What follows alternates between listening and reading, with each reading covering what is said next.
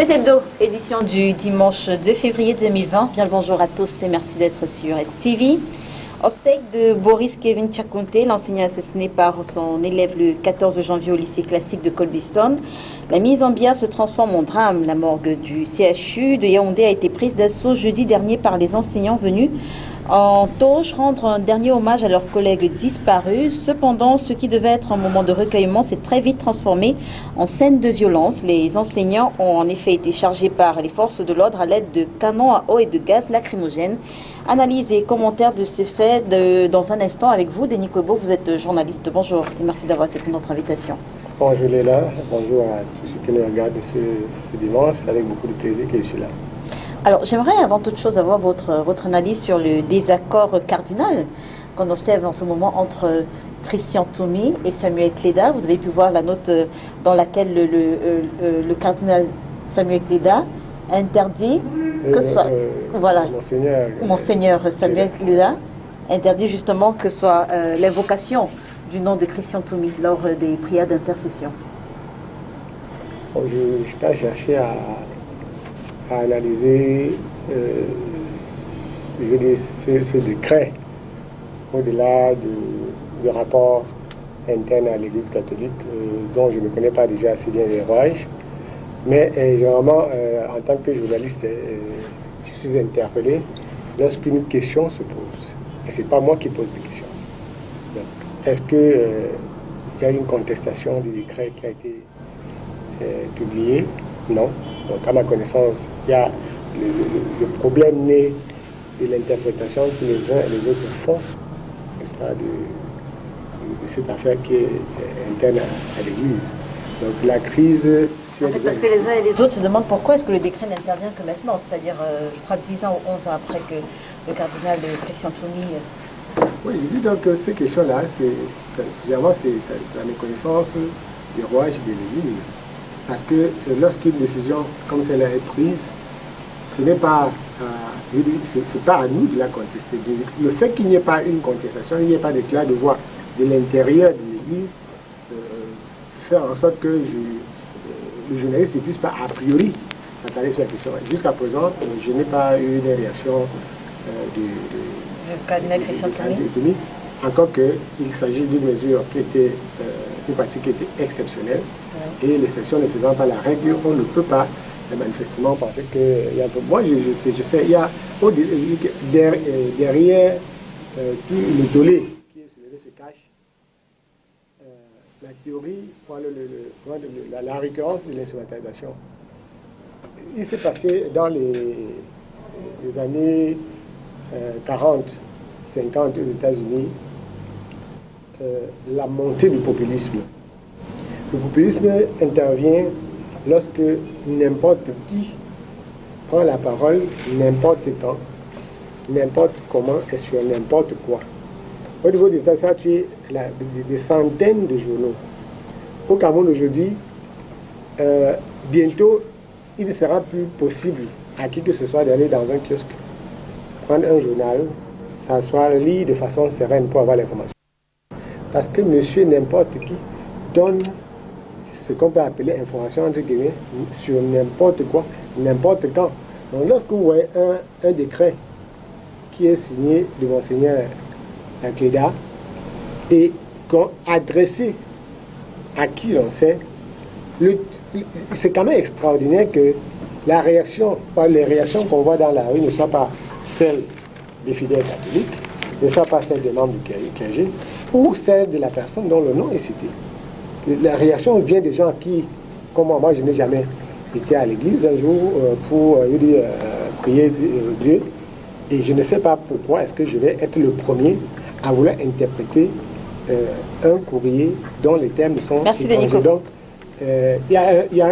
on veut faire feu de tout bois. Moi, je pense que le problème naîtra le jour où on verra une réaction. En face de vous, nous recevons le professeur Jacques Ebouna. Il est enseignant à l'université de Douala. Bonjour professeur et merci d'avoir accepté notre invitation. Bonjour madame, c'est moi qui vous remercie de m'avoir fait l'honneur de m'inviter. Je salue les téléspectateurs de STV et je suis heureux de faire la rencontre à la faveur de ces échanges de M. Kwebo et de M. Daroui. D'accord. Est-ce que cette semaine, il y a une actualité en particulier qui a retenu votre attention? Je suis à la base normalien. Il faudrait qu'on le sache. Et donc, tout ce qui concerne l'enseignement, l'éducation, me touche au premier point. Et du coup, j'ai été très sensible à ce qui s'est passé à Yaoundé jeudi. D'accord, on va justement en parler. À côté de vous, nous recevons le docteur Élisée Daroué. Il est enseignant lui aussi, membre du collectif des enseignants indignés du Cameroun, docteur en énergie renouvelable, c'est bien ça? Exactement. Bonjour docteur. Bonjour. Merci d'avoir accepté notre invitation. C'est moi qui vous remercie pour l'invitation. Vous également, c'est la même actualité j'imagine. Exactement. Qu'est-ce qui s'est justement passé à Yaoundé? Et à Yaoundé, en principe, il n'y avait rien de spécial qui puisse attirer l'attention des forces de l'ordre. Nous avons voulu juste rendre un dernier hommage à notre collègue qui a été brutalement arraché la vie à trépas par l'un de ses élèves. Et ceci n'était pas la première. La première action de violence sur les enseignants. Nous avons voulu, à travers cette mobilisation générale, attirer l'attention des décideurs sur notre indignation face à cela. On reviendra justement sur cette indignation. Mais la question que j'ai envie de vous poser, c'était est-ce que le moment était idéal pour faire connaître vos récriminations?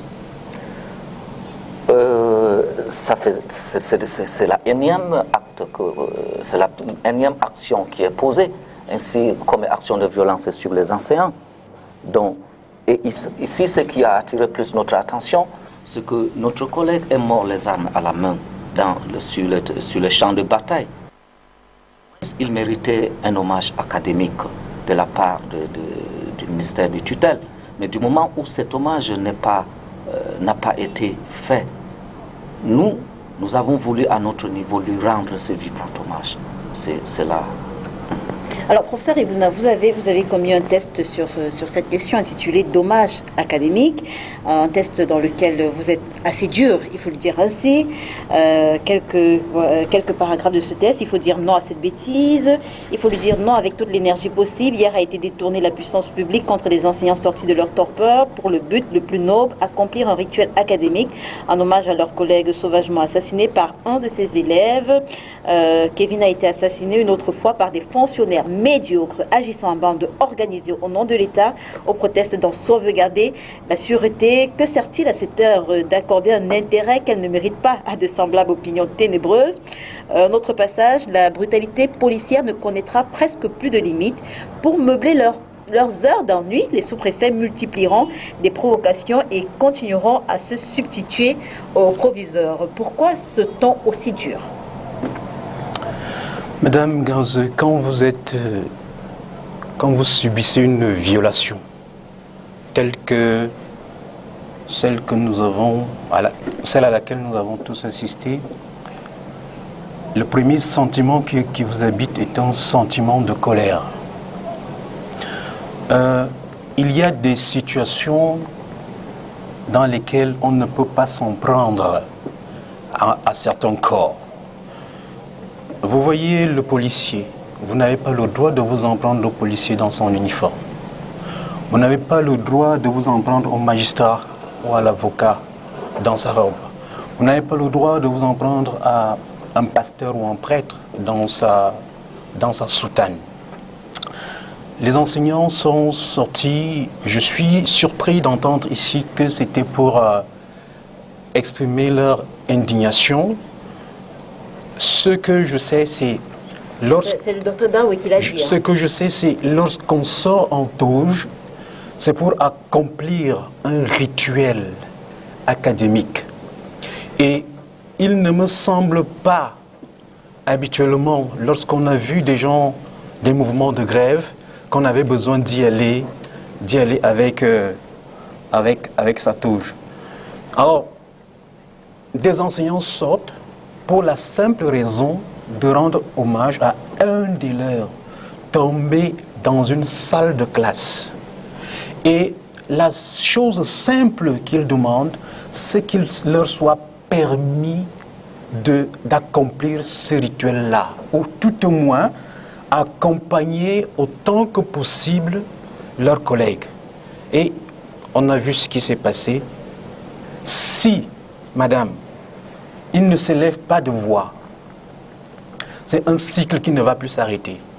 Parce que dès demain, il est possible que les élèves prennent à nouveau exemple sur ce qu'ils ont vu pour perpétrer de nouvelles agressions contre les enseignants. Denis Kobo, est-ce que les enseignants ont prêté le flanc justement pour subir ces violences-là? Est-ce que c'était le moment adéquat pour faire entendre leur indignation? C'est une bonne question. Et le plus intéressant, c'est que nous avons en fait des gens qui sont du corps avec nous.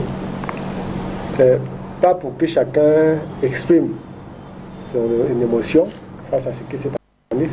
C'est une seconde émotion pour certains d'entre nous qu'on devait exprimer. Mais pour voir comment est-ce que l'ensauvagement de la société dont nous parlons souvent s'organise, se met en place, prend corps. Donc, on est à la fin si on se pose cette question. On est à la fin du processus. Parce que nous avons l'habitude des marches silencieuses dans les pays du monde.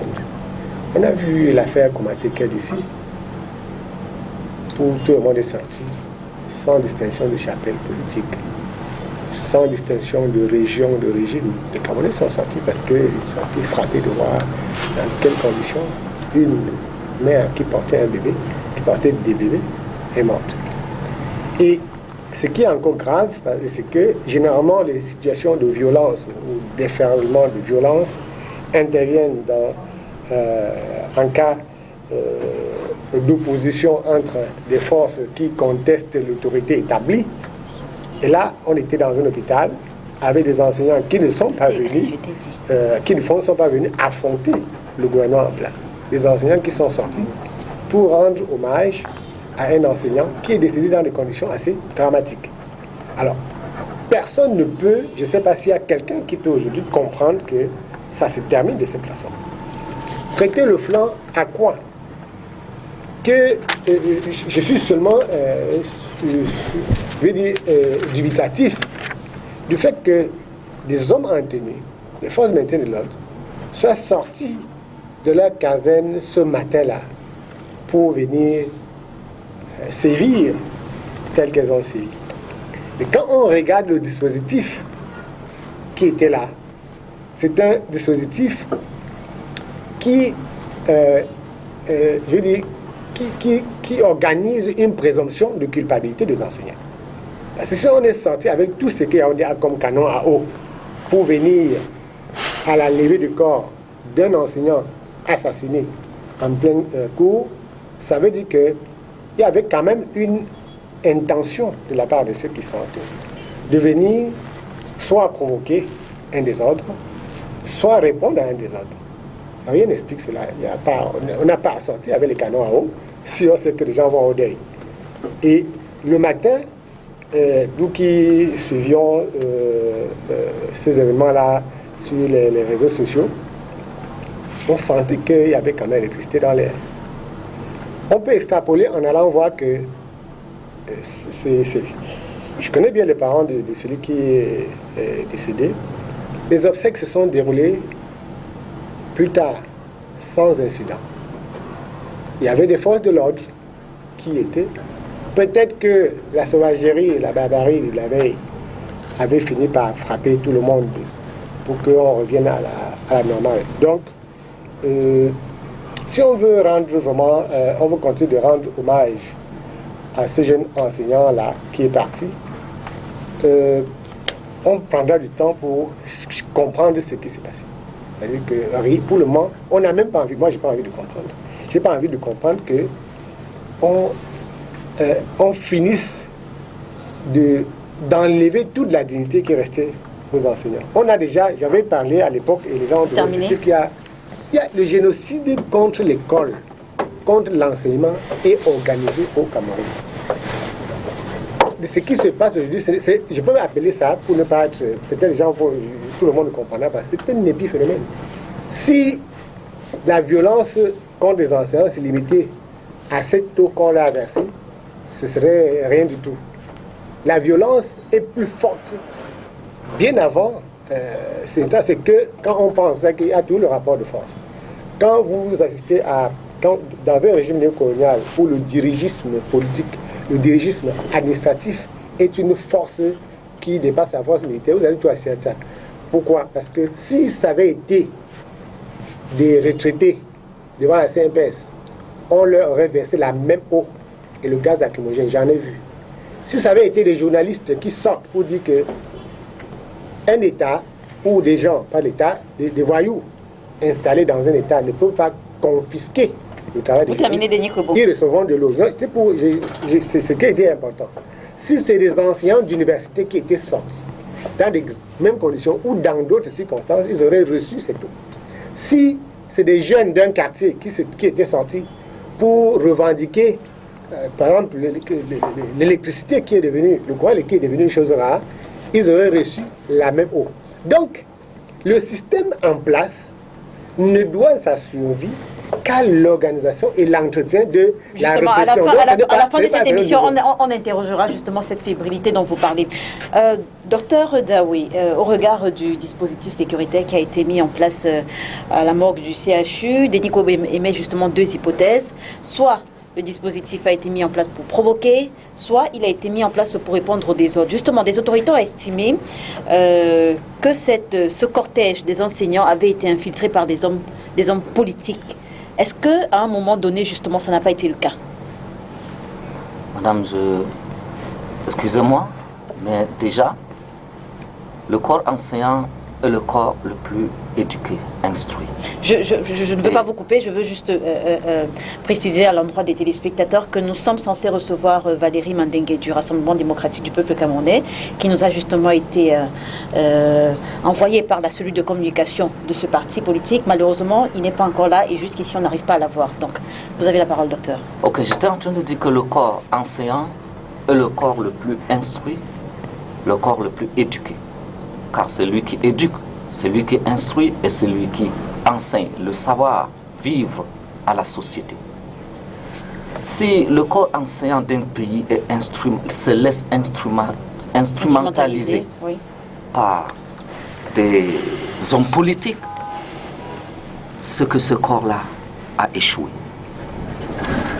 Mais en ce qui concerne ce qui s'est passé jeudi, oui, le corps enseignant ou même l'ensemble de tous les syndicats qui étaient venus nombreux, nous ne sommes pas des politiciens. Nous ne sommes pas une tribu. C'est vrai que nous vivons une période où toute revendication est assimilée à une revendication politique ou tribale. Mais cela cache beaucoup de réalités. Nous avons réellement des besoins. Nous vivons de l'injustice. Nous voulons réellement les exprimer. Mais assimiler les revendications ou non-revendications à une coloration politique ou tribale revêt carrément de la méchanceté et du manque d'oreilles attentives à ce que le corps ancien veut. D'accord. Ou même de la mauvaise volonté. Avant de revenir avec le professeur Ivouna, je propose qu'on prenne ce reportage de Mireille Siabier. Elle revient justement sur les faits. Comment est-ce que ça s'est passé le jeudi 30, c'était le 30 janvier justement, à la morgue du CHU, à la levée de corps de l'enseignant assassiné le 14 janvier par son élève au lycée classique de Colbison à Yaoundé.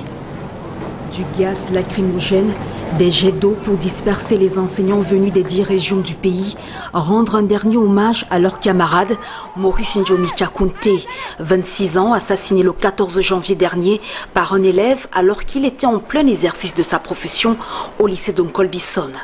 Les manifestations de ce jeudi 30 janvier débutent à la morgue du centre hospitalier universitaire de Yaoundé. Il est 6 heures quand le corps enseignant, curieux et famille commencent à s'amasser sur les lieux. À côté, les forces de sécurité et du maintien de l'ordre. La levée de corps a lieu à 8 heures pile. Entre police, gendarmerie et enseignants, le ton monte et se durcit. Si les premiers montent une ceinture de sécurité, les seconds, eux, s'offusquent de nos pouvoirs, la traversée. Difficile l'accès à la chambre froide, même pour la famille du défunt. Ce corps ne sera pas exfiltré d'ici. Qu'on nous montre le corps de notre collègue. Sa mère n'a pas été permise, on ne lui a pas permis de voir le corps de son fils. Nous allons tous voir le corps de notre collègue. Nous allons accompagner le corbillard jusqu'à l'église. Nous voulons le corps de notre collègue. Qu'on ne s'amuse pas avec les enseignants. Arrête ce qu'elle veut faire. Qu'elle arrête. Depuis le début, elle ne fait que nous provoquer. Qu'elle arrête. We have to see the body of our colleague. It is not normal that since he's dead, his own mother has not been able to see his corpse. Quelques minutes s'écoulent. Le corps est sorti et transporté au funérarium de la morgue.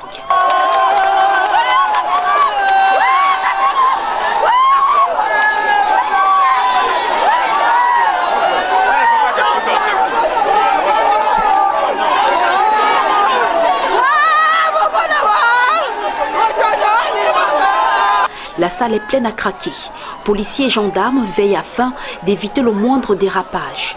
La messe terminée, les enseignants insistent pour une possession de foi à l'endroit de leurs collègues. Un hommage académique à l'école normale supérieure, puis un arrêt au ministère des enseignements secondaires. Ce qui leur est refusé par l'administration pour non-autorisation de l'occupation de la voie publique. Ils tiennent tête et entament le chemin. Arrivés devant les grilles du CHU, tout est fermé. La sécurité est davantage renforcée. Préfets, sous-préfets et autres hautes administrations sont sur les lieux. Il faut extirper le corbillard et la famille de la foule. Pour les enseignants, pas question de laisser le corps de leurs collègues partir ainsi. Pendant environ 4 heures, l'on restera là, statu quo. Puis après, moult négociations entre les parties, le portail sera finalement ouvert. Les enseignants entameront leur marche vers l'école normale supérieure avec le cortège funèbre et seront stoppés net ici au carrefour Emia. Pas moyen d'avancer, environ 2 heures d'attente supplémentaires sur place avec le corbillard. Puis ils seront arrosés d'eau et de gaz lacrymogène. Dans la foulée, le dit corbillard leur sera retiré, direction Loum dans la région de l'Ouest. Certains enseignants ne pouvant pas supporter rentreront dans un état de choc. D'autres, gravement blessés, seront conduits à l'hôpital par la police. Le syndicat des enseignants indignés du Cameroun nous apprendra par la suite que son président a été blessé et jusqu'au moment où nous mettions sous presse, personne n'aurait eu de ces nouvelles. Le premier vice-président et d'autres, quant à eux, ont été arrêtés et conduits au commissariat central numéro 1, ici, à Yaoundé. Merci Mireille Siabdi. Alors professeur, il vous assure, les images, on voit la barbarie des forces de l'ordre, mais on voit aussi et surtout cette foule immense, constituée principalement d'enseignants. Quel est le message que traduit cette forte mobilisation finalement? C'est peut-être que les enseignants comprennent la nécessité d'être solidaires. C'est peut-être dommage que ce soit à l'occasion d'une circonstance aussi triste que celle de la disparition brutale d'un collègue qu'ils en prennent conscience, mais c'est quelque chose d'assez inédit. Depuis que je suis enseignant, depuis même que je suis tout petit, j'ai vu des grèves, mais je n'ai pas vu de grève particulière. Mais je tiens à dire que ce n'était pas une grève. J'ai rarement vu une mobilisation de cette envergure venant, pas dû au jardin mort de venant des enseignants. C'est pour cette raison que je vous ai dit, madame, vous avez lu mon texte en début de cette émission. C'est une situation qui ne peut laisser personne indifférent. Le docteur avait parlé tout à l'heure, il y a 2 choses dans la société. Il y a celui qui soigne le corps et il y a celui qui soigne l'esprit. Ces gens-là relèvent d'un domaine qu'on va dire sacré. Et lorsqu'on voit arriver dans une société qui se revendique de la modernité, ce type de choses arriver, c'est suffisamment grave. Et quand on est enseignant, je ne sais pas comment on fait pour ne pas être sensible à ce qui est arrivé à Nkol Bisson. Pourquoi? Parce que cela aurait pu être n'importe quel enseignant. Et la mobilisation des enseignants, c'est dans la paix d'attirer l'attention de ceux qui nous dirigent, que nous avons franchi la ligne rouge. Nous venons de franchir la ligne rouge. C'est pour cette raison que cette mobilisation est forte et significative. Même si on les a dispersés par la suite, je pense que les enseignants ont réussi à faire passer un message. Le message, ce n'est pas seulement celui de dire que nous ne voulons plus de ce type de mort. Le message est beaucoup plus lointain que ça. Parce que la mort de M. Njomi aurait même dû être évitée si tout le monde avait pris ses responsabilités, si tout le monde au niveau de l'administration avait pris son rôle. Parce qu'il est incompréhensible. Nous avons toutes les écoles imaginables au Cameroun, dans notre pays. Mais je pense que les enseignants sont les seuls ou les rares qui doivent sortir des écoles et attendre parfois 2, 3 ou 4 ans leur salaire pour vivre. Entre-temps, comment on fait? La question est, comment est-ce que M. Njomi Tchakounté vit à son poste d'affectation? Comment il fait? Comment il fait pour se loger? Comment il fait pour se nourrir? Comment il fait pour se soigner? Il est enseignant, comment il fait pour se vêtir? Donc, cela pose des questions essentielles. Il est temps peut-être que, en matière de planification, qu'on sache combien entre à l'école normale et qu'on sache que dans 2 ans pour les professeurs de lycée ou que dans 3 ans, nous aurons tant de fonctionnaires qu'il faut prendre en charge et prendre les mesures qui s'imposent. Cela va permettre qu'on évite cette chose parce que si le jeune collègue avait eu ce qu'il lui faut pour vivre comme enseignant, il ne serait jamais allé chercher des cours au lycée de Colbison. Et c'est pour cette raison que les collègues se lèvent pour dire qu'ils ne comprennent pas qu'un jeune enseignant offre sa vie dans des conditions qui ont été décrites et que nous soyons tous Camerounais incapables de reconnaître l'effort qu'il a fourni pour son pays. C'est voilà le problème. Ça veut dire que nous avons perdu un peu de notre humanité. Denis Kobo, le professeur Ivuna parle d'attirer l'attention finalement de ceux qui dirigent, le sens premier de cette mobilisation. Compte tenu justement des faits et actualités que nous analysons ici tous les dimanches, pensez-vous qu'il y ait des chances que ce message soit passé et été entendu par nos autorités? Le message qui a été transmis n'est pas transmis pour être compris uniquement tel que les enseignants le transmettent. Quand je parlais du génocide contre l'enseignement, c'est que c'est pas par hasard que les enseignants sont logés à cette enseigne. C'est voulu se organiser. Quand on regarde les régimes politiques, ceux qui veulent regarder les choses à la base insistent sur la nature du système. Tout à l'heure, j'ai parlé de tout ce qu'il y a comme dirigisme, de tout ce qu'il y a comme conservatisme.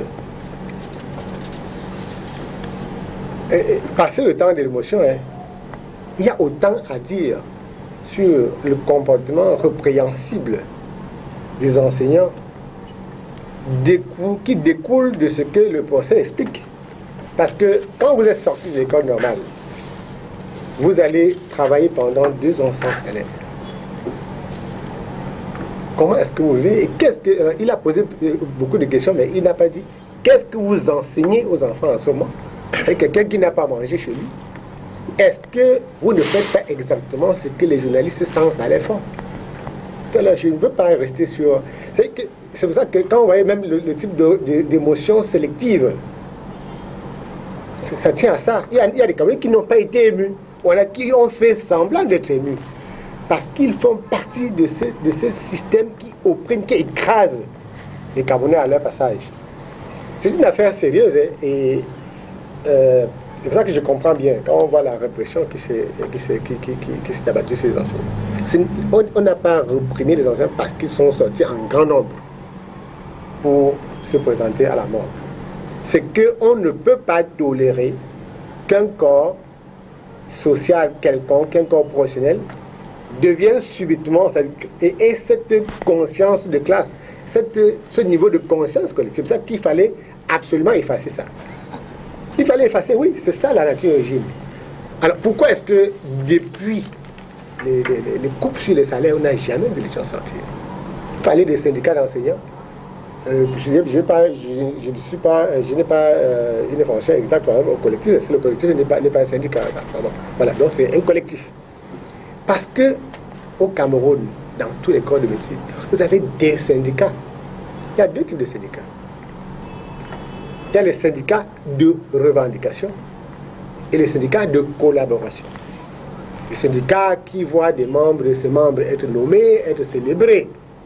C'est pour ça que lorsque le prétexte de ces obsèques arrive et qu'enfin personne ne dira que c'était les régions, personne ne dira que c'était les religions, personne ne dira que c'était le syndicat, on est sorti. C'est pour ça qu'ils sont sortis tous.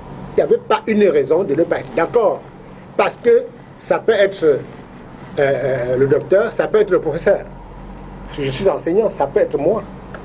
Et ceux qui ne sont pas encore allés tenir la craie un jour à l'école ne savent pas de quoi il s'agit. Ça, si vous n'avez pas été à l'école. Dans l'enseignement supérieur, peut-être le professeur, déjà que je suis passé à l'université de Douala un jour, et j'ai failli ne plus jamais y aller, quand j'ai vu des milliers d'étudiants entassés à même le sol, comme des bêtes. Vous pensez que vous êtes en train de donner des instructions aux gens qui s'asseyent à même le sol? Quand vous allez dans le lycée, un enseignant sous pression, sans salaire depuis 2 ans, une salle de plus de 150 élèves, payer des cours d'informatique qui ne sont pas des cours, qui aident seulement à trouver 100 francs pour la survie des enseignants. Parce qu'il y en a il y a des surveillants, vous voyez à l'école, les surveillants qui viennent arraisonner des enfants qui jouent aux cartes. Qu'est-ce qu'ils font? Ils ramassent l'argent qui est sur la table. Il faut qu'ils vivent de cet argent. Donc on a organisé une déstructuration du système éducatif. Parce qu'on ne peut pas, si on n'est pas dans une démocratie, si on n'est pas dans une société de progrès, on ne permettra pas que ceux qui sont chargés d'éclairer, en réalité, ceux qui nous ouvrent l'esprit, ceux qui nous initient, c'est les enseignants. Donc, depuis jeudi, vous entendez des gens dire enseignants, mais ça pose un problème à une grande catégorie de Camerounais que les enseignants soient logés à une bonne enseigne. Et j'ai pu comprendre, parce que j'ai pu comprendre ce qui s'est passé par la suite, aux obsèques d'enseignants. J'ai vu des élèves qui ont fait des haies d'honneur avec l'arbre de la paix. En réalité, les enseignants ont acquis leur indépendance jeudi. Est-ce qu'il est possible de transformer, moi je veux qu'on aille là-dedans, est-ce qu'il est possible de transformer cette victoire de circonstances en autre chose? Et quand on a vu... Je vous promets qu'on en parle. Parce que comment tirer avantage de ce qui s'est passé? Oui, on en parle, Denis Kobo. Pour faire la différence entre ceux qui travaillent pour la libération, la liberté des enseignants, et ceux qui travaillent pour les avantages on en parle de Nikobo. Docteur Daoué, Denis Kobo parlait justement du comportement répréhensible des enseignants. Quelle est la part de responsabilité des enseignants que vous êtes dans cette démystification, dans cette clochardisation de l'enseignant aujourd'hui, dans cette déstructuration finalement du système éducatif, pour ne pas parler comme lui? Avant de répondre à la question, j'aimerais d'abord revenir un peu sur le reportage que je viens de voir. Si je n'y reviens pas, mon cœur ne sera pas en principe en paix. Parce que peut-être c'est l'ignorance, il faudrait leur dire. L'enseignant représente le symbole du cerveau, ou bien l'intelligence dans une nation. Lorsqu'il est dans sa tunique, comme le professeur l'a dit tout à l'heure, il est en train d'interpeller toute la nation, que voici ma tenue de sacerdoce. C'est une tenue de sacerdoce, la toge. Et ce jeudi, les anciens ne se retrouvaient pas dans la rue ou dans une maison d'un parti politique quelconque, mais plutôt devant la morgue, c'est-à-dire devant le destin, le chemin du destin, c'est-à-dire le chemin du non-retour. Ils ont porté leur toge, mais tiré ou bien éjecté d'eau sur des enseignants en toge, tels que j'ai vu, assis à même le sol, en toge. Par qui? Des policiers qui ont été enseignés par un enseignant. C'est de la malédiction. C'est de la malédiction. Partant de celui qui a donné l'ordre de verser l'eau, de charger contre les enseignants, jusqu'à ceux qui ont exécuté l'ordre de verser l'eau sur les enseignants, il y a une malédiction qui court. Ça, moi si j'étais militaire, même si on me donnait de l'eau pour verser sur mon enseignant ou sur mon maître d'école, je dirais humblement à celui qui donne les ordres, je ne peux pas, monsieur. Ces petits policiers, ces gendarmes, oui, nous les enseignons. Nous les avons enseignés. Nous les avons donné le diplôme pour être policiers. Pour ça, au moins, ils devaient être reconnaissants. C'est de la sauvagerie. Quand les forces de l'ordre d'une nation s'attaquent à des enseignants, c'est de la sauvagerie. Si cela n'est pas rectifié immédiatement, c'est de la malédiction en même temps. Maintenant, sur le comportement répréhensible des enseignants, votre part de responsabilité finalement? Part de responsabilité des enseignants. J'aurais dû poser la question autrement. Qu'est-ce qui n'a pas marché pour qu'on en arrive là? J'aurais dû poser la question de cette façon. L'enseignant, dans le système, tel que le système éducatif est libellé actuellement, est comme un exécutant. Il y a un forum qu'on a évoqué depuis, mais qui n'a jamais eu lieu. C'est nous qui enseignons, qui sommes en contact avec les enfants. Mais le programme d'enseignement, le choix du système qu'il faut aborder ne vient pas de nous. C'est une injustice, madame, qu'il faut remettre à l'ordre. Ce sont ceux qui sont sur le terrain qui définissent la technique qu'il faut, ou bien la didactique qu'il faut utiliser pour transmettre la connaissance. Nous sommes dans un système, aujourd'hui, l'approche par compétence, que le cadre ou le système dans lequel nous nous retrouvons actuellement ne permet pas de l'appliquer. On fait semblant. On fait semblant de satisfaire la hiérarchie. Est-ce qu'on va durer combien de temps dans cet état? On m'a éduqué avec le fouet. Mes parents ont été éduqués avec le fouet. La Bible dit même qu'il y a la folie dans le cerveau de l'enfant. C'est la verge de la correction, le loin de lui. Mais aujourd'hui, si l'enfant saute, l'ancien ne peut pas le mettre dehors. L'enfant ne peut pas le mettre à genoux. L'enfant ne peut pas le punir. Ça, c'est de l'injustice. Professeur, est-ce qu'on peut espérer à partir de ce qu'on a vécu jeudi, voir un nouveau type d'enseignant? Dans votre test, justement, à un moment, vous dites qu'à partir de ce qui s'est passé, les enseignants ne devront plus retourner à l'école. Comme avant. Comme avant. Oui. Est-ce que justement on peut espérer voir ce nouveau type d'enseignants, c'est-à-dire des enseignants qui ne sont plus des exécutants uniquement, comme le dit le docteur Daoué, mais des enseignants qui sont impliqués à tous les niveaux dans le système éducatif et même dans l'éducation? Bien. Je voudrais dire, je suis pas venu pour faire le procès de l'enseignant. Parce que pour cette fois, même si c'est permis de faire de l'autocritique, je ne ferai pas de procès à l'enseignant. Mais à partir de la journée de jeudi, on peut se réjouir que l'enseignant redevienne enfin l'intellectuel qu'il doit être. Parce que l'intellectuel, c'est celui qui est capable, d'assumer un positionnement.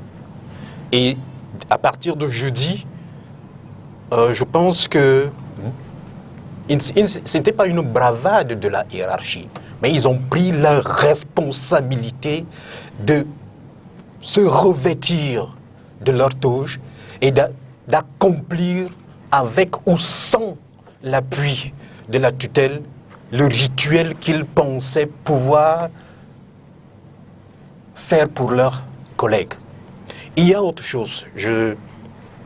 J'entends, il y a les actions syndicales, il y a les actions... Je pense que l'enseignant est resté longtemps dans la torpeur et même peut-être dans la peur. Et la peur est une paralysie. Merci. Il est peut-être temps de se lever. Comment? Et je l'ai écrit. Nous avons actuellement des candidatures partout. Il est temps qu'il se suscite parmi la communauté éducative, notamment les enseignants, des candidatures. Je vous dis, avec une mobilisation semblable à celle qu'on a vue jeudi, avec un atout extraordinaire qui est celui de leurs étudiants ou de leurs élèves, je pense que l'enseignant a un potentiel qu'il est en train de découvrir. Il faut qu'il prenne d'assaut les sphères politiques et plus tard les sphères de décision pour réparer l'école. Il n'y aura que l'enseignant et lui seul pour le faire. Merci. Denis Kobo, vous n'allez certainement pas le vouloir, hein, mais j'aimerais qu'on dise un mot sur l'attitude du MINSEC. Je dis que vous n'allez pas le vouloir, mais j'aimerais exactement qu'on dise un mot. Comment est interprétée justement l'attitude du professeur Nalo Valionga depuis la mort de Boris Tchakounté jusqu'à ses obsèques? Je vais d'abord dire quelque chose à la suite du professeur. Il a dit que les enseignants ne sont pas sortis pour une action de bravade. J'ajoute ni de défiance. Il est dit en définition. Et suite à la colère du docteur que je comprends, je vais dire aussi quelque chose. Je dis que il n'y a pas de petits policiers, il n'y a pas de petits gendarmes. Nous avons eu des corps de métier distincts, chacun ayant ses impératifs. Moi, je préfère m'en tenir au développement très intellectuel que j'ai de ces deux copanélistes, à savoir que les enseignants avaient un impératif. Il fallait rendre hommage à un collègue qui a été assassiné. Il fallait rompre avec les demi-actions du passé. Il fallait absolument s'exprimer. Ça a été fait. Les éléments de force de maintien de l'ordre avaient un impératif. Une foule compacte d'enseignants tels qu'ils n'ont jamais vu. Là, il faut que chacun fasse son boulot. Ils n'ont jamais vu telle foule. Peut-être qu'ils ne savaient même pas que les enseignants pouvaient passer. Il y a le règne de la peur au Cameroun. Les gens ont peur. Ils ne savaient même pas que quand ils venaient, peut-être que les policiers étaient sortis pour 500 enseignants ou 600. Ils en ont eu des milliers. Ça se passe comme ça partout. Et à quelque chose, malheur étant bon, je suis sûr que si on avait...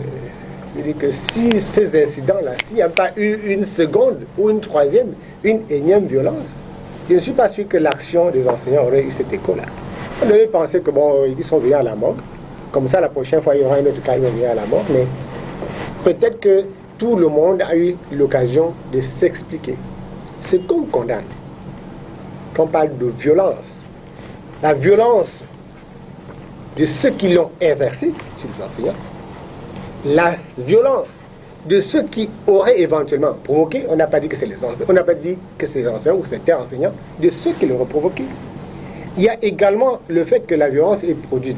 Quand on a regardé le reportage, pour ceux qui sont des activistes, moi je suis un activiste dans une autre vie, il y a eu également amateurisme, mais on n'est pas venu faire le procès. Si on veut faire le procès, on va enlever. Moi je dis, il faut...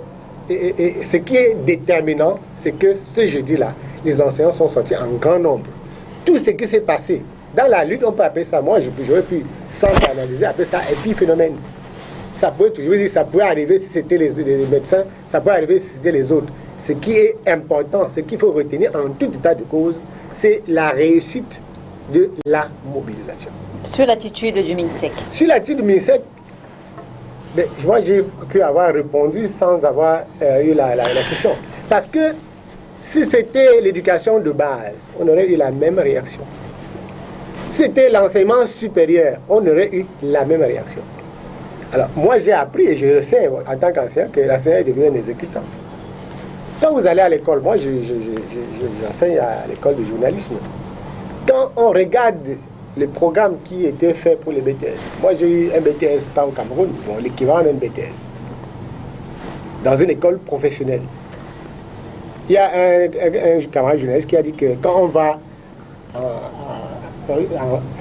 lorsqu'on fait la licence en sciences, il est inadmissible qu'on enseigne uniquement les parties d'une souris. Oui. Quand j'étais étudiant, élève au Cameroun, je savais que l'inconnu c'était X. Parce qu'on n'avait jamais utilisé que X. Il n'y a qu'au Cameroun. C'est-à-dire que c'est la bêtise nationale. Il n'y a qu'au Cameroun, X c'est l'inconnu. T ce n'est pas l'inconnu. A c'est pas l'inconnu. L'inconnu c'est X. Parce que c'est pas l'enseignant. L'enseignant n'a pas vos chapitres. On lui dit X. On utilise que X. Il ne peut pas dire à un étudiant à l'école qu'on aurait pu mettre Y.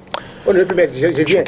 Donc, le ministre d'enseignement secondaire, si, parce que vous savez, vous savez la réponse que vous voulez attendre, que vous pouvez attendre éventuellement de moi. Moi, j'ai pratiqué le ministre à l'université de Boyard. J'étais sur ce plateau le jour où la gendarmerie a sauté sur les étudiants avec une sauvagerie 1000 fois supérieure à ce qui s'est passé à Yaoundé. Vous avez vu tous comment on a pris des étudiantes dans leur chambre. On l'a vu faire avaler des chiottes en direct. Vous pensez que c'est moins grave que ce qui se passe avec les enseignants? Je vous ai dit que c'est un système qui ça se reproduit seulement. Donc, si vous avez été recteur dans une université où on prend un étudiant qui est au-dessus de l'élève, il n'y a pas quelqu'un qui est au-dessus de l'étudiant. Quand on a fini d'être étudiant, on peut être seulement professionnel. Il n'y a pas quelqu'un au-dessus de l'étudiant. Même les enseignants sont les étudiants. Quand je vois l'âge du professeur, il a à peine l'âge de certains étudiants à l'université. Je suis sûr qu'il a ses aînés à lui. Oui, il a ses aînés comme étudiants chez lui. Donc, si vous prenez un étudiant qui sera professeur agrégé demain, vous le mettez dans la chiotte avec votre caméra, vous filmez, vous balancez dehors. Vous voulez produire quel type de citoyen dans nos sociétés? Alors, quand vous avez la promotion pour avoir fait cela dans votre université, c'est un système de reproduction politique. Pourquoi vous voulez donc que la personne qui a permis que ces étudiants soient trempés dans la boue pour rien, sans avoir rien fait, aille présenter des condoléances, permettre qu'il y ait des hommages? Pourquoi est-ce qu'on doit obtenir l'autorisation d'autrui pour rendre des hommages académiques? Pourquoi? Je ne sais pas pourquoi on doit attendre sa réaction. Qu'est-ce qu'elle est dans ce système? Donc là, j'étais obligé de parler de la personne. On n'a pas besoin de parler des personnes. Il y a des usages consacrés dans les pays. Et on peut dire aux dirigeants camerounais que, au-delà, laissons les bancs, je suis content qu'aujourd'hui, je suis allé parce qu'on ne parle pas de politique. Mais là, on parle de l'éducation. On peut avoir des usages dans notre pays en matière d'éducation, en matière de santé, en matière de presse. Moi, c'est ici qu'on ne porte pas des toges. Quand vous êtes dans votre corps, on le fait, les toges. Ici, la toge, on emprunte, on loue le jour où on va sortir de l'école. Quand j'étais à l'école, quand on fait le matricule, le jour où on vous donne le matricule, vous avez votre toge. Le jour où les journalistes sont dans une conférence... À l'université de Boya, ça se fait. Mais pourquoi ça doit se faire? Pourquoi ça doit se faire à Boya, ça ne doit pas se faire ailleurs? C'est pour ça qu'on n'a pas reconnu la toge ce jour-là. Vous saviez, acceptez que vous le dise. Quand les gens sont sortis en toge, il y en a qui ont cru que c'était le mariage. Il y en a qui ont... Oui, parce qu'ils ne savent même pas. Il y en a qui ne savent pas ce que c'est que cette toge.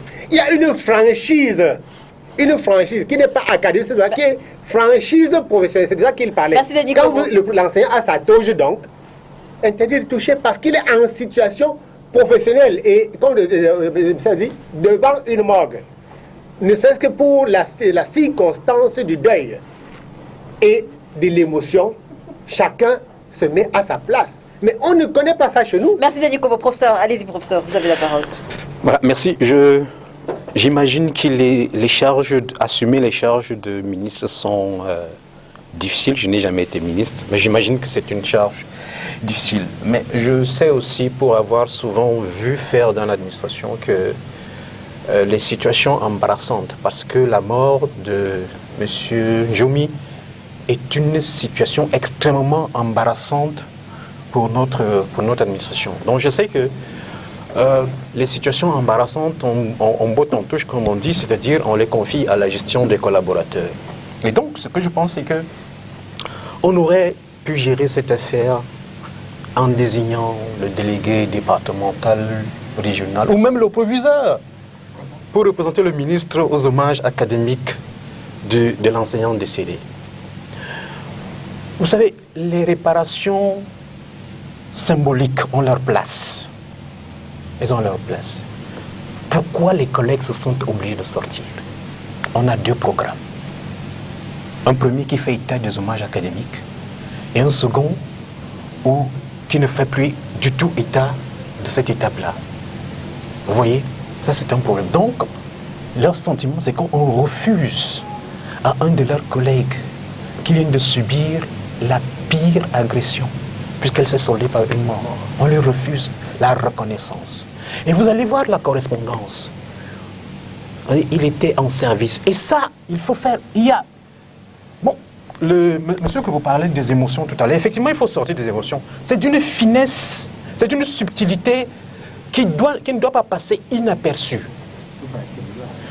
Dire en service et dire en fonction, ce n'est pas la même chose. Parce qu'effectivement, M. Njomi, pendant sa vie, n'a jamais été immatriculé à la fonction publique. On est fonctionnaire qu'à partir du moment où on a un matricule. S'il a pris service, c'est une chose. Donc, il était effectivement en service. Et vous voyez la lettre du président de la République aux parents. Il dit, dans l'exercice de sa profession, ça veut dire que lorsque vous voyez ça, l'administration elle-même, elle est consciente de ce qu'il y a une faute de sa part. Qu'elle le rejette oui. De façon... C'est très subtil. Maintenant, l'embarras, est-ce qu'on va accorder des hommages académiques à quelqu'un dont le statut était encore un statut flou? De notre fait. Oui, c'est là qu'il est question. Maintenant, il faut aller plus loin. Nous avons des vacataires qui consacrent toute leur vie à un établissement public. Dites-moi. Ils viennent de passer sa vie avec une communauté éducative au service de laquelle il a vécu. Il en vient à casser la craie. Non, mais je pense que, à moins qu'on nous dise la constitution du dossier de demande des hommages académiques et à quel port le déposer, je pense qu'il appartient à la communauté éducative de cet établissement-là, c'est-à-dire l'APE, le conseil d'établissement et peut-être la communauté territoriale décentralisée, le maire, pour siéger et décider que non, ce monsieur nous a servi, voici. Il faut qu'on cesse de faire d'une reconnaissance, d'un rituel académique, il faut que cela ne doit pas devenir une décision de bureaucratie. Oui, c'est les pères, justement. C'est les pères qui doivent en décider. Et vous voyez que de fil en aiguille, ça nous ramène à quelque chose de terrible chaque fois. Parce que ça veut dire que les enseignants étaient donc dans leur droit de dire que nous, on va faire les hommages académiques à notre collègue. Et l'attitude du chef de l'État, la note du couple présidentiel, est-ce qu'elle vous met quand même un peu de baume au cœur? L'attitude du chef de l'État,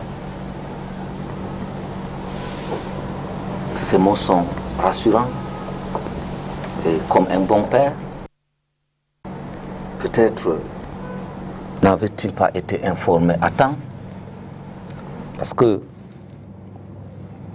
quand le mot vient directement du président, alors qu'il y a d'abord du Premier ministre, du ministre même de tutelle, des délégués, du proviseur, quand ça vient directement du haut, ça veut dire que lui, il a compris qu'il y a eu malentendu à la base.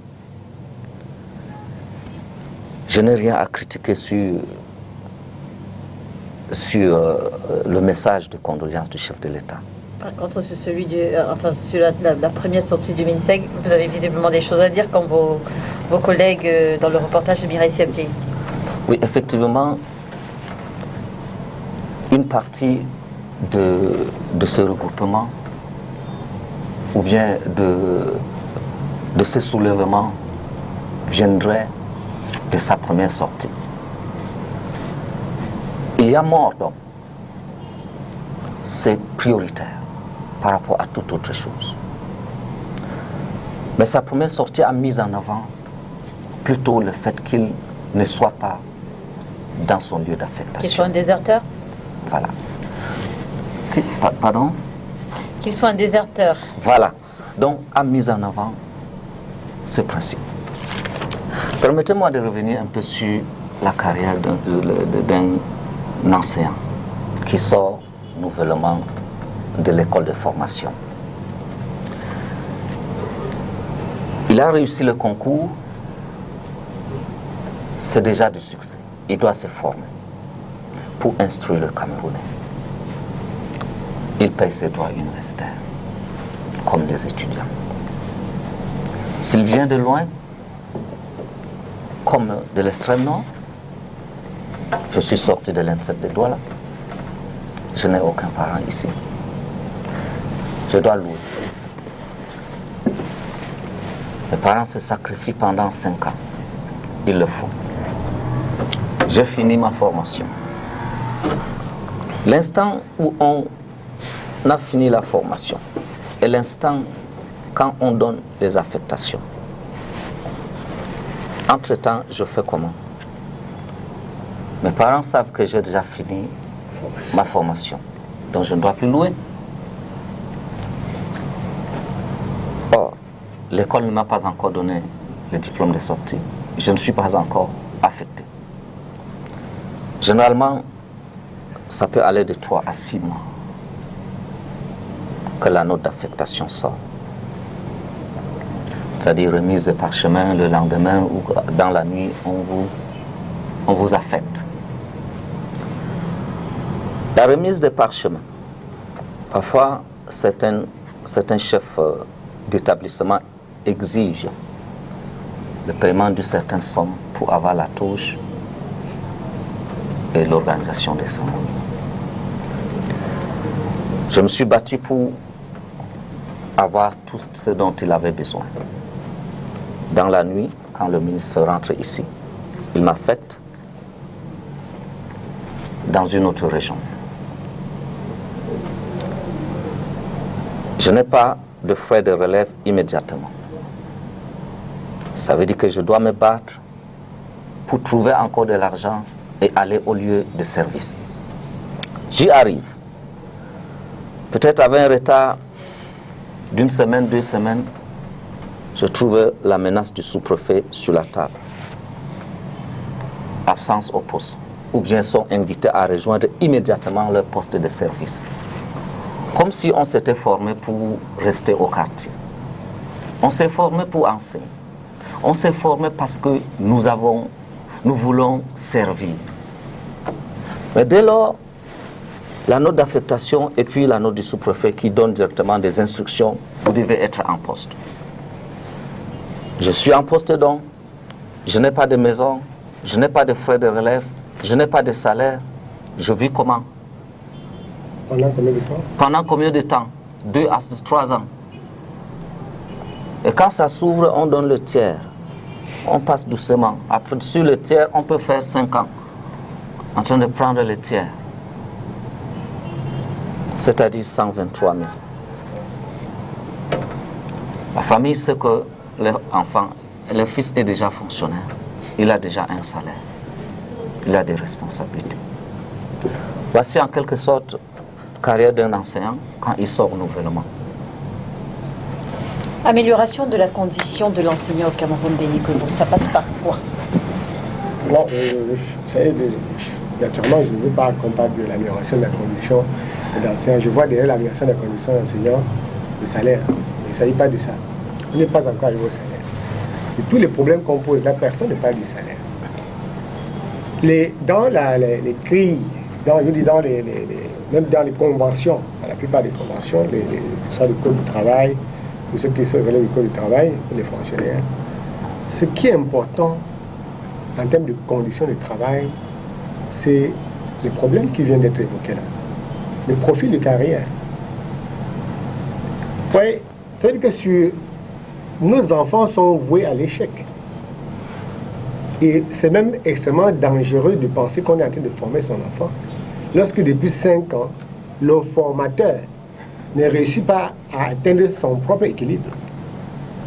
On a dit que ceux qui soignent l'esprit, c'est les enseignants qui soignent l'esprit. On vous dit que celui qui soigne l'esprit, ce n'est pas une insulte, est déséquilibré. Et il veut donner l'équilibre à l'esprit de votre fils. Lui n'a pas mangé chez lui le matin. Vous voyez un enseignant qui n'a pas mangé. Je ne peux pas parler des anecdotes du village où les enseignants volaient le goûter des enfants, ou bien qui arrachaient les palmistes aux élèves. Mais c'est une situation qui est extrêmement grave. Si vous êtes ministre, heureusement que les ministres ne peuvent pas envoyer les enfants dans leur école. Ils savent qu'il n'y a pas d'école. Si vous faites une sauce dans un restaurant, vous ne la goûtez pas, vous savez qu'elle est mauvaise. Donc si les dirigeants du Cameroun n'envoient pas les enfants à l'école au Cameroun, c'est qu'ils savent que c'est une mauvaise école. Il faut être sinistré pour accepter d'envoyer son enfant là où le dirigeant, l'administrateur, entre guillemets, n'a pas envoyé son propre enfant. Ou aller dans un hôpital où le ministre même de la Santé ne peut pas aller.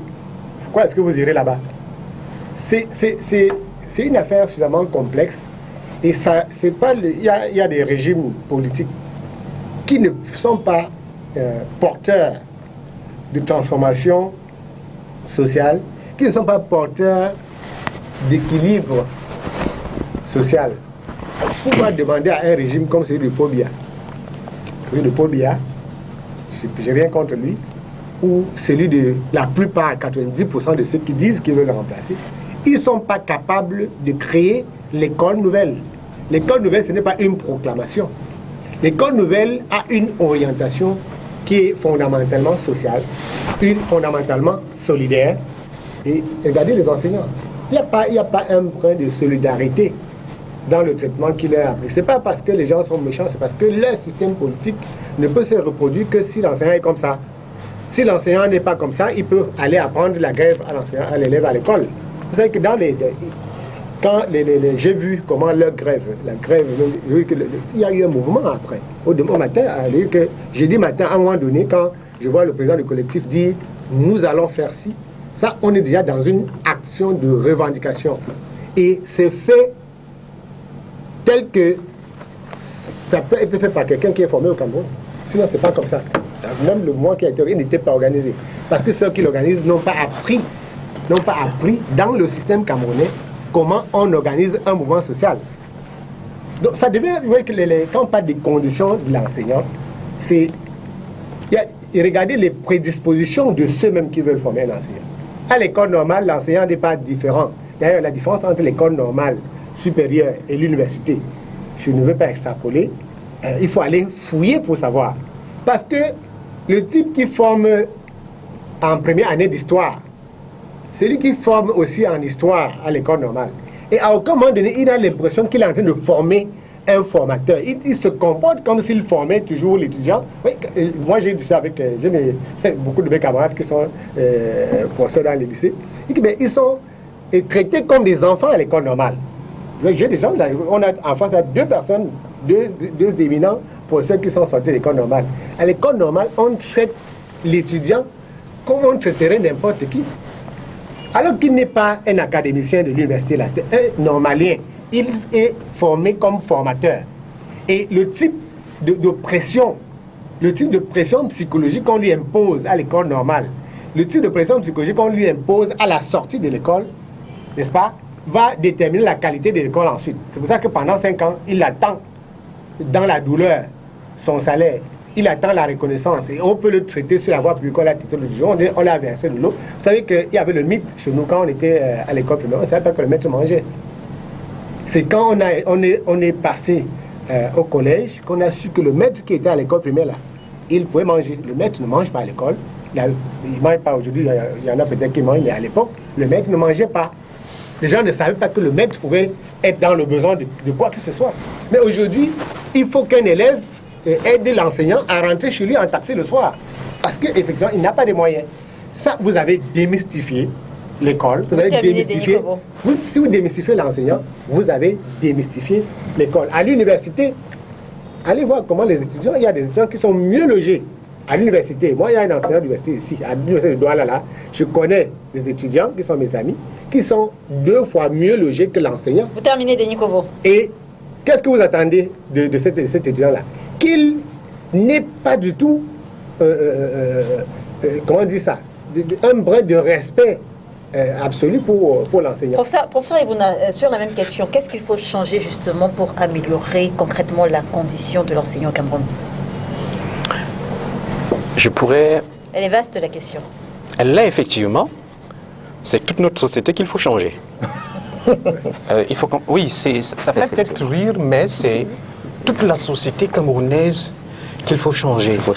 Pourquoi je le dis? À la fin, on voit le pauvre, le malheureux enseignant.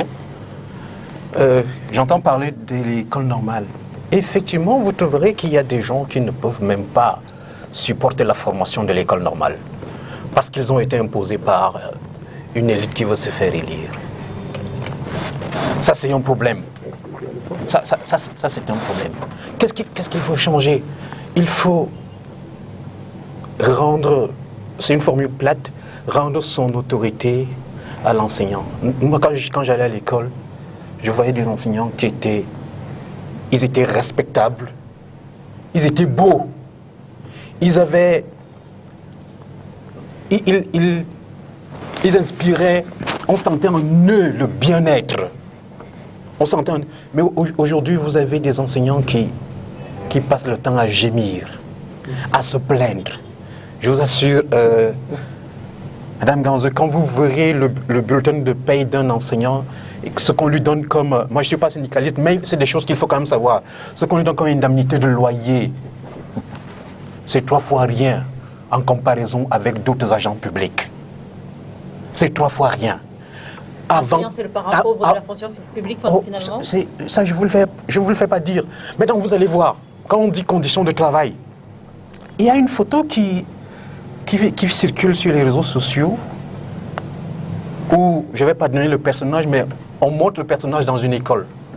Ça, le personnage s'y retrouve dans une circonstance particulière, ponctuelle. C'est une occasion ponctuelle. Vous irez trouver qu'il y a là des gens, des Camerounais formés, qui portent sur eux tout l'espoir d'une famille, qui vivent dans ce cadre-là. Et vous allez voir, si l'école est ainsi, il faut qu'on se pose la question de savoir où ces gars-là, où ces gens-là peuvent vivre. Vous parlez du ministre Tiroma? Oh, c'est vous qui le nommez. Je dis, les conditions de travail de l'enseignant sont surréalistes. J'ai vu dans cette école il y a 13 ans, la même école. Je dis, elle est surréaliste. 13 ans. Nous sommes méprisés, pourquoi? 13 ans, elle n'a pas changé. Oui, elle n'a pas changé. Pourquoi sommes-nous autant méprisés? C'est des choses qui comptent. L'habit ne fait pas le moine. Non, mais c'est d'abord par son habit qu'on reconnaît le moine. Lorsque quelqu'un vient vous voir dans l'endroit où vous travaillez, vous êtes chef d'établissement, vous êtes même professeur, vous n'avez pas une simple table. Vous n'avez pas de table de travail. Alors, l'enfant que vous avez formé, qui est cadre à la douane et tout le reste, qu'est-ce qu'il va faire de vous? Il ne peut que vous mépriser.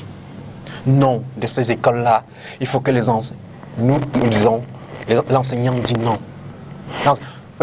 Les conditions, c'est quoi? Quand je sors, il en parlait tout à l'heure, je vais vous brosser un tableau, vous allez voir. Alors, vous sortez de l'école et on vous affecte dans un petit village où vous n'avez pas d'argent, d'accord? Donc, vous allez loger à crédit, vous allez vous nourrir à crédit, vous allez probablement vous vêtir à crédit. Jusqu'au jour où, après 30 mois ou un peu moins, le bailleur ou autre chose vous dise, écoutez, vraiment, je ne peux pas continuer à vous supporter. Ça, c'est une chose. L'erreur, ce qu'il ne faut pas faire, c'est de tomber malade. Si vous tombez malade là-bas, je suis sérieux. Vous n'aurez, puisque vous n'avez pas de moyens de vous soigner. Un matin, le chef d'établissement vous dira, après vous avoir harcelé avec ses communiqués, pour que vous veniez travailler, il vous dira un matin, monsieur Ibouna, d'abord la santé, allez en famille vous faire soigner, vous reviendrez. Ça, c'est quand vous êtes heureux sur le coup. Il n'y en a que la première crise de paludisme à emporter. On vous appelle un matin, un coup de fil laconique, vous dit Madame, votre fils a été malade quelques jours et puis nous l'avons. Vous imaginez ça? Nous sommes dans un pays où des familles disent encore vous laisserez Antoine aller à l'école. Quand il sera devenu quelqu'un, il prendra en charge la famille. Quand une famille perd, un peu comme le jeune qui s'en va là, vous pensez... Non, écoutez, nous avons besoin d'être sérieux dans ce pays. Et être sérieux, c'est l'éducation.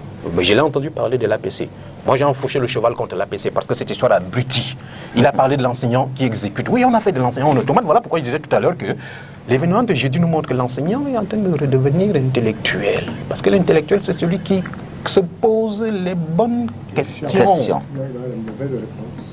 Il faut que nous recommencions à poser les bonnes questions. Alors, changer... On va me dire oui, parce que nous n'avons pas de planification. Je vais vous dire. Je suis affecté en 2004 au lycée de Mvangane. Ça, c'est une expérience personnelle.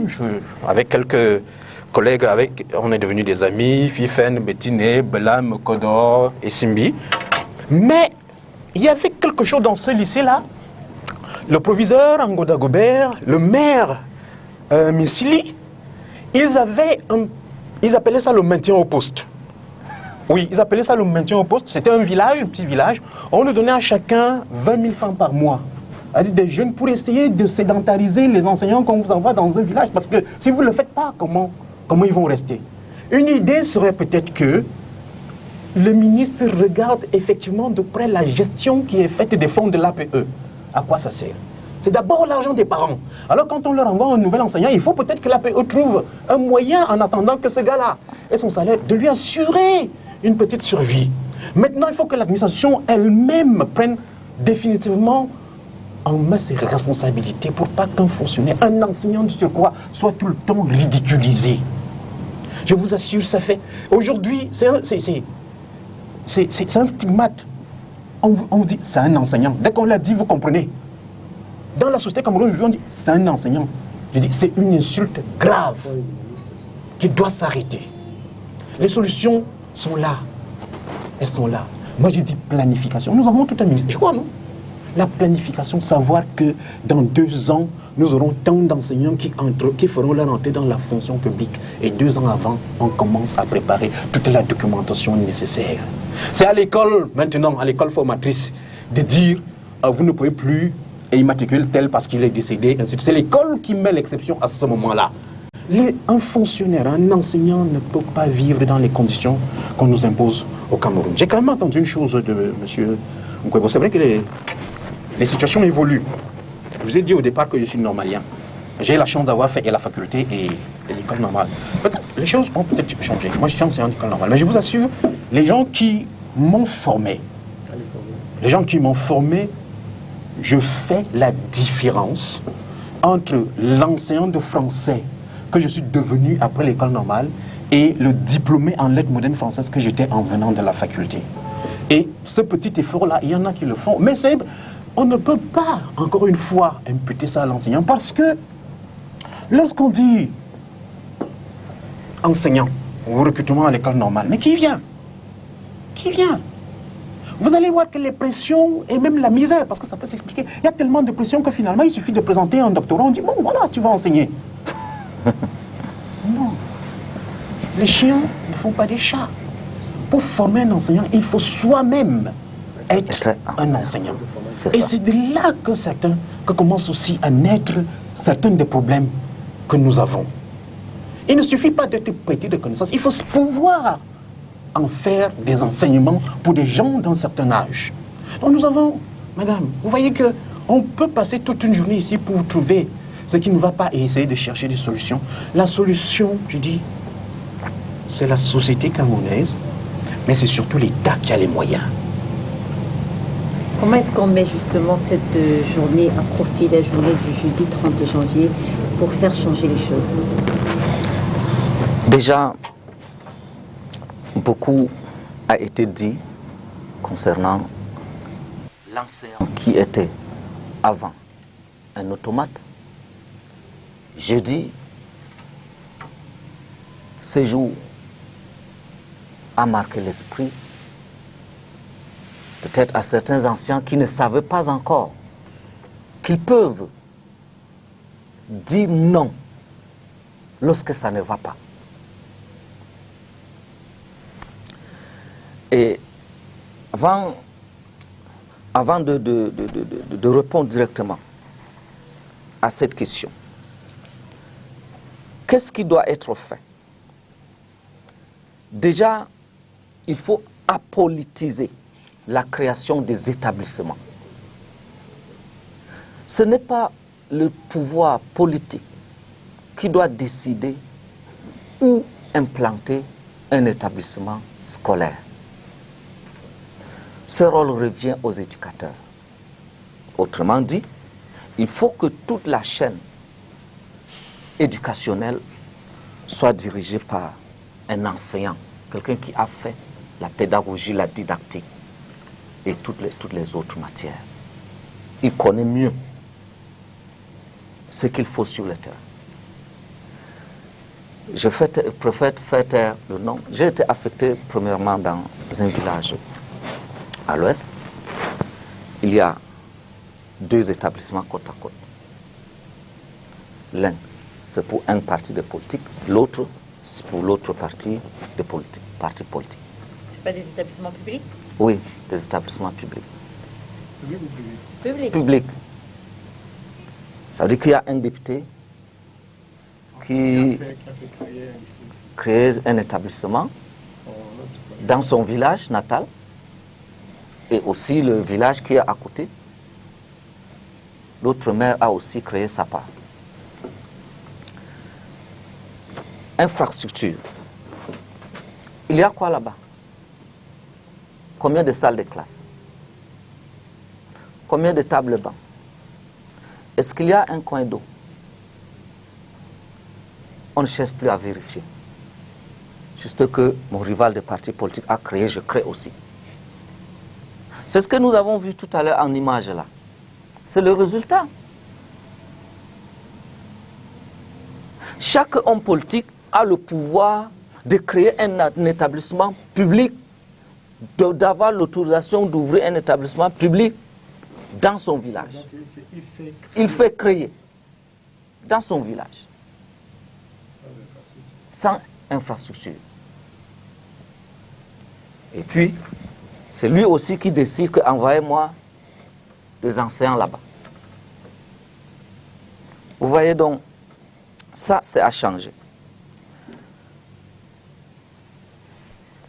Concernant ce qui s'est passé jeudi, l'enseignant doit donc apprendre à se poser les bonnes questions.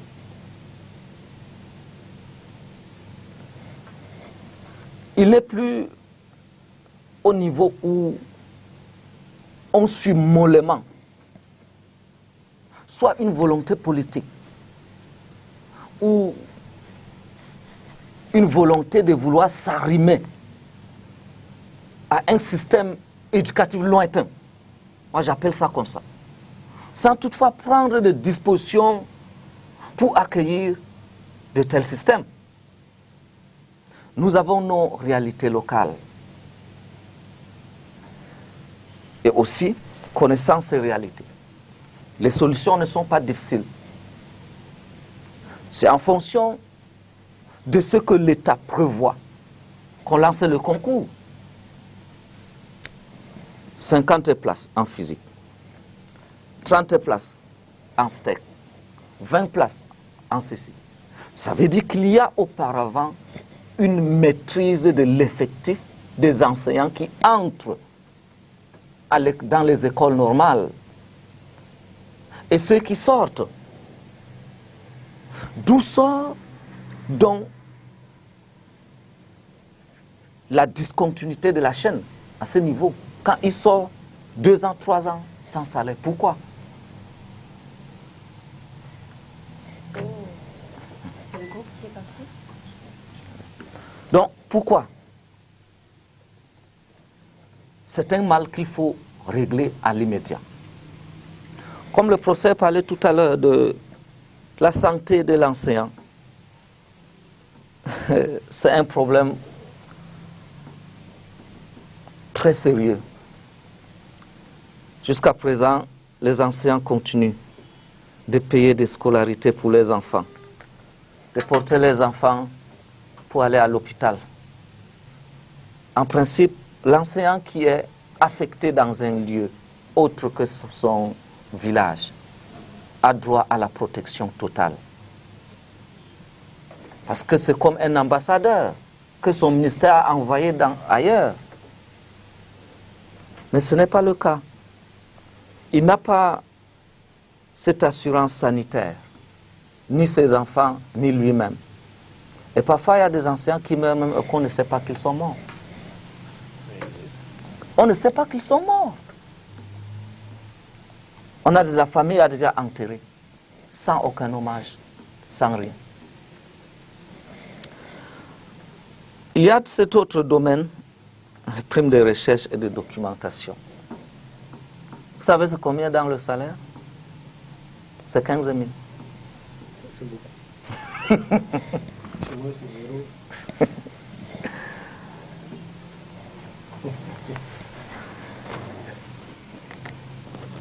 Vous terminez. Denis Kobo, qu'est-ce qu'on retient finalement de cette journée? Comment mettre à profit ce qui s'est passé? Je veux dire, on retient la barbarie policière, on retient la forte mobilisation, et comment est-ce qu'on peut en tirer davantage à l'avenir? Je retiens par les gens qui parlent essentiellement de la barbarie policière, c'est ceux qui ne veulent pas agresser le problème. Ça n'est pas de ça.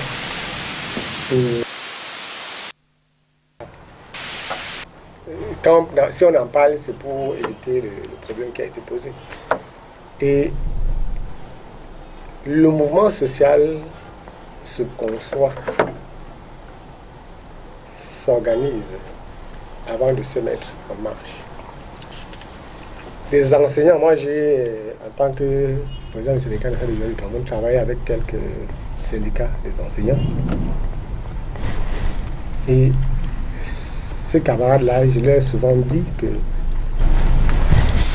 il y a un corps social unique dans notre pays. Et un syndicat l'est dans la communauté de pratique professionnelle. Les problèmes des enseignants aujourd'hui au Cameroun, c'est exactement les problèmes des médecins. Parce que c'est un crime de donner 100 000 francs à un médecin à la fin du mois. Après, vous allez entendre des problèmes d'anesthésie qui ont fait ci, ça. Mais on ne peut pas donner 100 000 francs à un médecin. Il y en a qui touchent 100 000.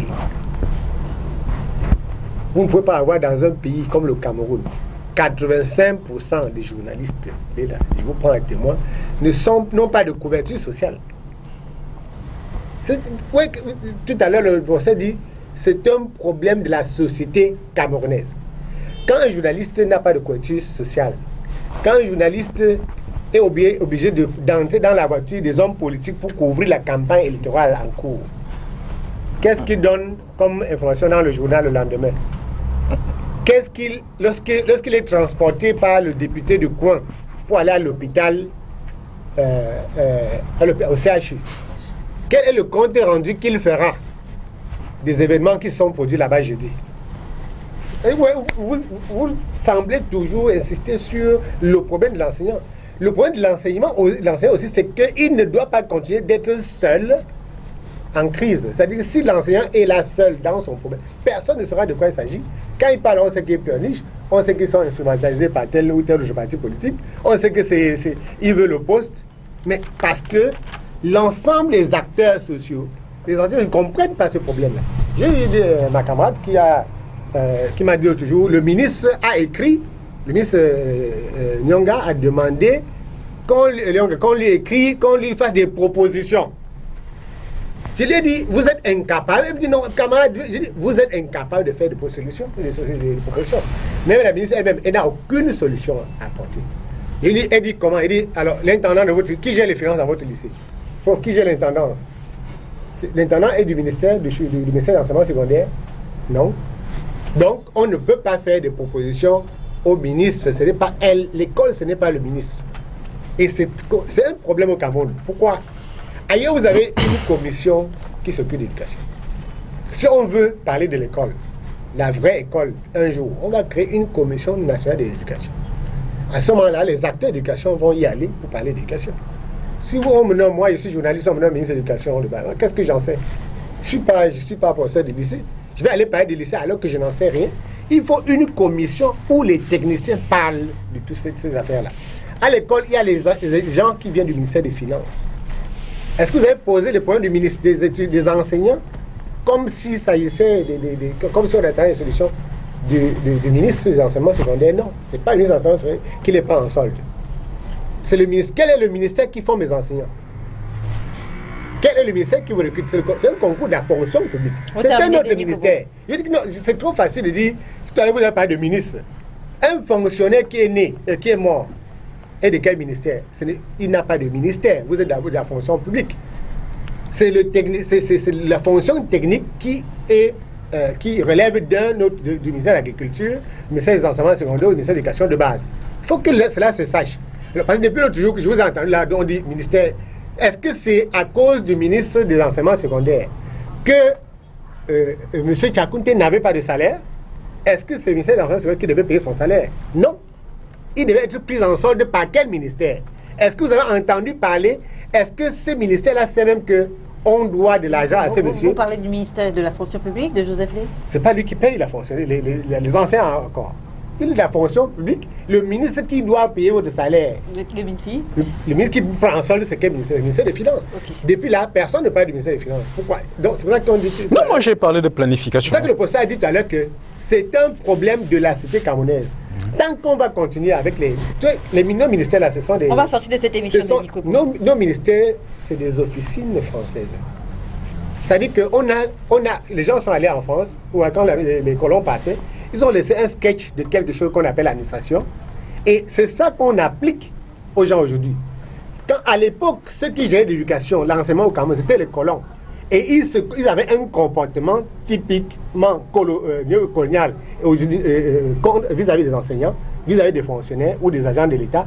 Aujourd'hui, l'État post-colonial a malheureusement gardé la structure néocoloniale.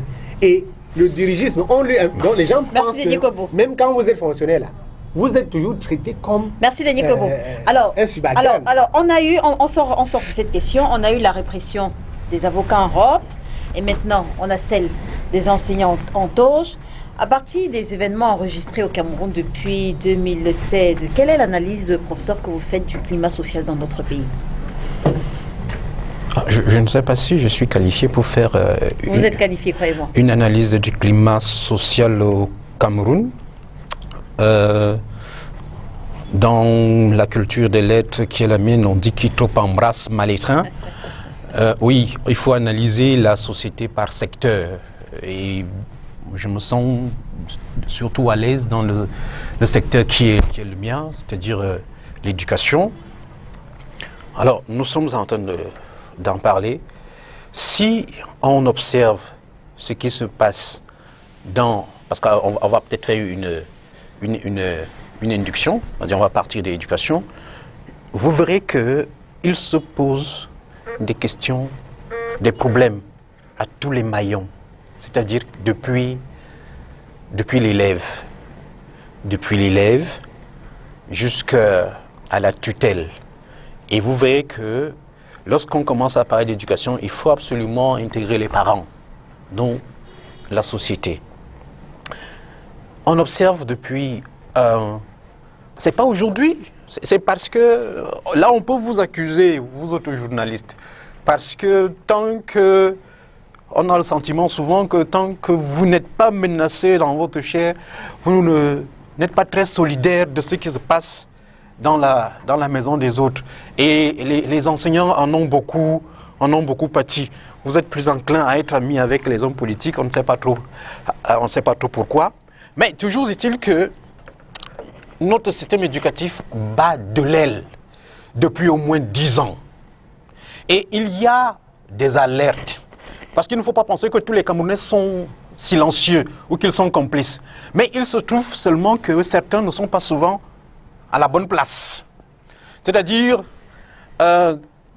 vous avez beau faire, vous avez beau dire, tant que vous n'êtes pas du bon côté de la machine, ce que vous dites est irrecevable et sans pertinence.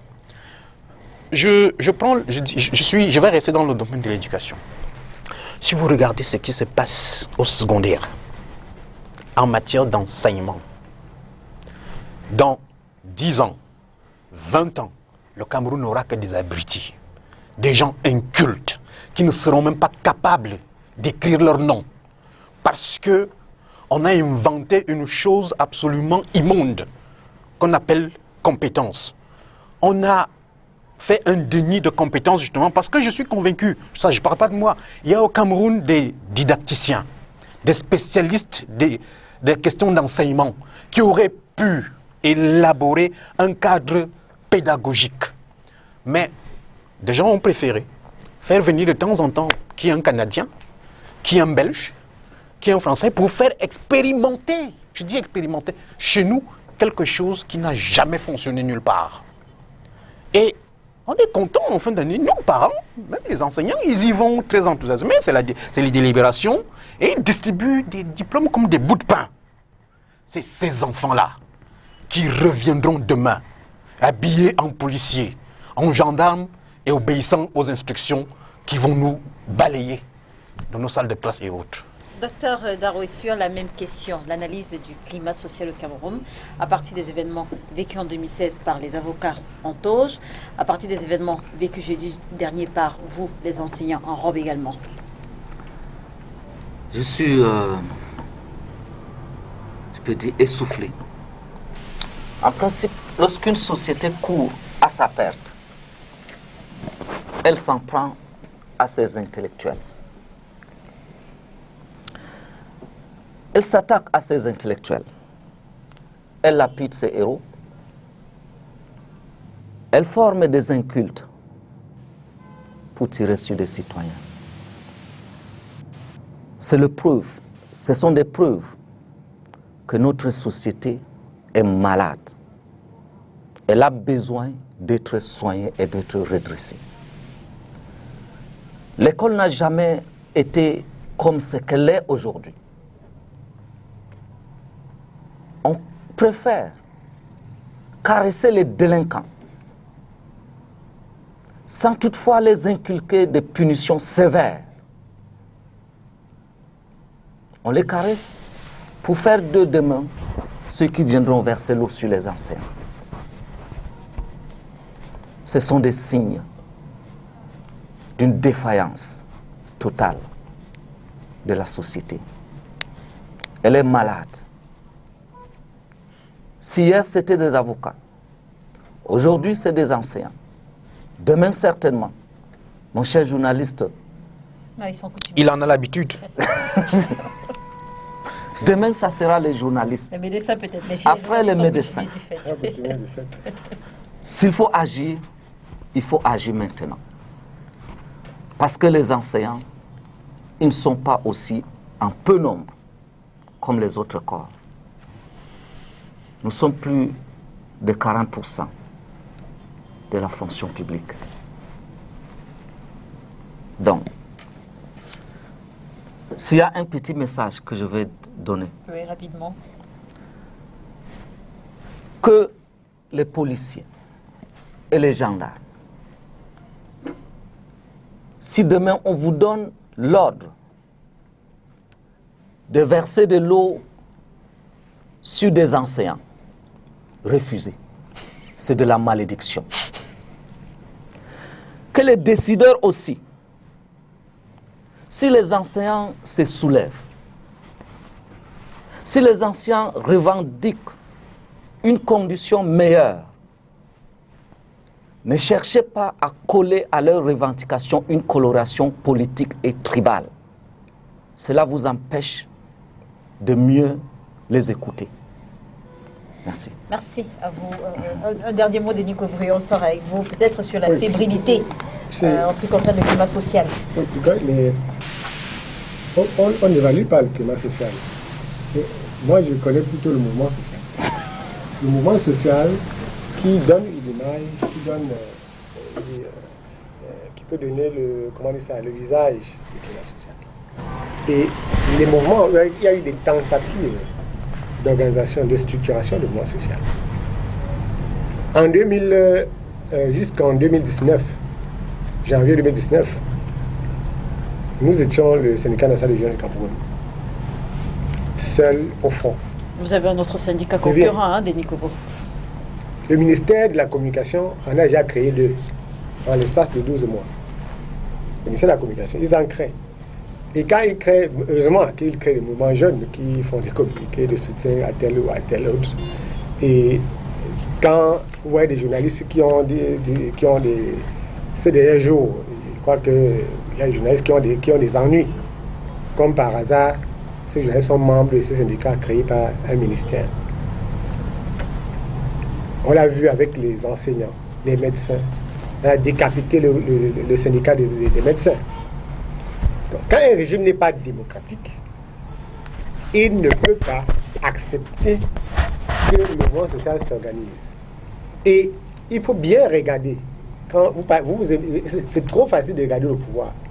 Même l'opposition ne supporte pas le mouvement social structuré autour des organisations socio-professionnelles. Ils préfèrent des organisations sectaires, c'est-à-dire que partis politiques. Quand le professeur tout à l'heure, il parlait de quand moi au Nigeria, les anciens dirigeants journalistes sont soit ministres dans leur domaine, soit sénateurs, soit députés. Et c'est pas par hasard qu'au Cameroun, quand on veut faire les députés, les sénateurs, on s'organise pour qu'aucun d'eux ne représente un corps social, un corps professionnel. S'organise. Parce que si les enseignants, on a vu Lech Walesa qui a pris le pouvoir, si les dirigeants syndicaux qui représentent les intérêts sociaux professionnels de leurs membres n'ont pas de position politique, il n'y aura jamais de transformation. Parce qu'on a beau verser sur les étudiants, sur les enseignants. Mais qui va porter la revendication à l'endroit où on inscrit des choses dans les textes? Quel est le député qui émane du corps des enseignants? Rien. Quel est le sénateur qui émane de ce corps? Vous pensez que personne ne peut laisser son commerce au quartier ou sa secte pour aller au Parlement dire qu'il va résoudre les problèmes des enseignants, résoudre les problèmes des médecins, résoudre les problèmes des journalistes. C'est pour ça qu'aujourd'hui, on va à une élection locale. Est-ce que quand vous voyez les candidats se battre là, quelqu'un vous dit, moi, je prends le poste de député parce qu'il faut une loi dans ce pays-ci sur la presse. Je n'ai pas entendu un seul maintenant. Il faut une loi qui protège les enseignants. Vous avez entendu? Nous sommes à l'élection municipale et législative, c'est dans quelques jours. Est-ce qu'il y a un politicien qui vous dit, ce que je veux, c'est une loi qui redonne la dignité aux enseignants? Rien. Mais on dit, votez-nous, le pays va changer. Le pays ne peut pas changer. Le pays ne peut pas changer. C'est les corps sociaux professionnels qui peuvent subir une évolution dans le sens positif. Donc si quelqu'un vous dit qu'il va changer le pays, naturellement, il vous manque. Il va changer quoi? Ce qu'il faut changer, donc, c'est la condition des enseignants, c'est la condition des médecins, c'est la condition des journalistes, c'est la condition des agriculteurs. C'est ça qu'il faut changer. Merci Denis Kobo. C'est du vent. C'est sur ces belles paroles qu'on termine cette émission. Merci d'avoir accepté notre invitation ce dimanche. Merci à vous, docteur Daroué, d'être venu. Merci également à vous, professeur. C'est moi qui vous remercie. Malheureusement, on n'a pas eu M. Valérie Mandégué jusqu'à la fin de l'émission. Denis Kobo. Mesdames et messieurs, merci de nous avoir suivis. On se retrouve dimanche prochain sur les antennes de Spectrum Télévision. Mais déjà, cette émission est rediffusée ce soir lorsqu'il sera 21h et demain lundi lorsqu'il sera 13h30. Bon dimanche.